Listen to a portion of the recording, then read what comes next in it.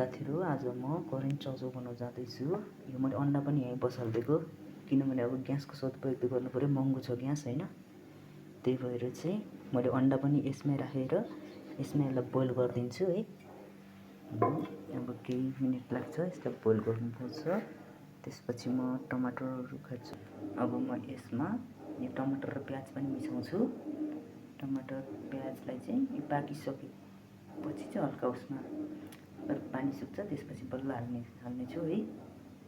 यहाँ आलु पनि छ। यो आलुलाई चाहिँ मैले काटेर भुजिया बनाउँछु। अनि भुजिया बनाएर चाहिँ यसलाई छुट्टै त्यसमा करेन्टमा चाहिँ हाल्दिनँ, छुट्टै राखेर यसको चाहिँ भुजिया खानुपर्छ है। यो खुर्सानी चाहिँ मैले खाने हो, मेरो बेस्ट खुर्सानी। यो खुर्सानी चाहिँ म खानुपर्छ, मेरो बेस्ट हो यो। मसित यहाँ डल्ले खुर्सानी पनि छ, डल्ले खुर्सानी, अकबारी खुर्सानी, यो खुर्सानी पनि हाल्छु। तर हाल्दिनँ, यो काँचै टोक्दा ठिक हुन्छ, स्वाद राम्रो हुन्छ यसको, खुर्सानीले राम्रो गर्छ नि। मैले चाहिँ यसरी बनाउँदैछु। यो एकै ठाउँमा राख्ने, र बोइल मात्र गर्ने हो हैन। यो प्याज टमाटरलाई चाहिँ जस्ट बोइल मात्र गर्छु म। यो बोइल मात्र गरेर खान मिठो हुन्छ कि यसलाई।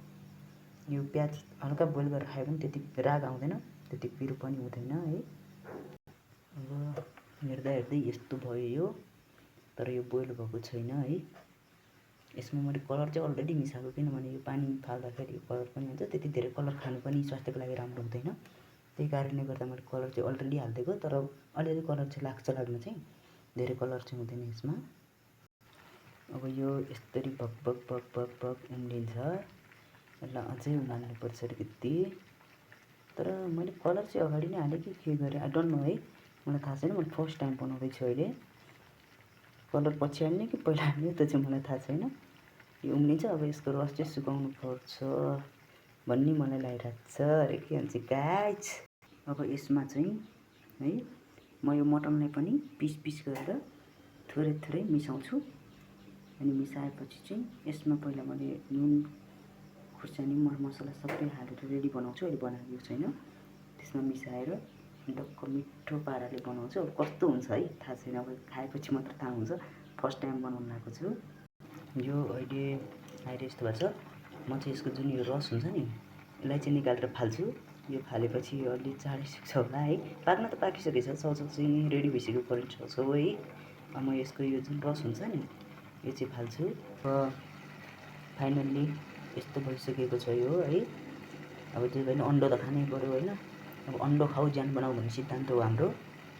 अन्डा चाहिँ खान छोड्नु हुँदैन है गाइज, अन्डा चाहिँ खानुपर्छ। मेरो आई मिन अन्डा खानुपर्छ भनेर जस्ट कमेडी गरेको, just for joking, I'm so sorry. अन्डा चाहिँ खान छोड्नु हुँदैन। अब लगभग यो पाक्ने अवस्थामा छ।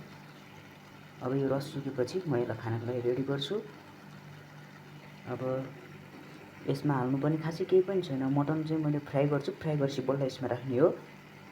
मटन चाहिँ अब काटेर फ्राई गरेर अनि बल्ल यसमा राखेर चाहिँ बल्ल खाने हो। यसमा मटन हाल्नु मिल्दैन है।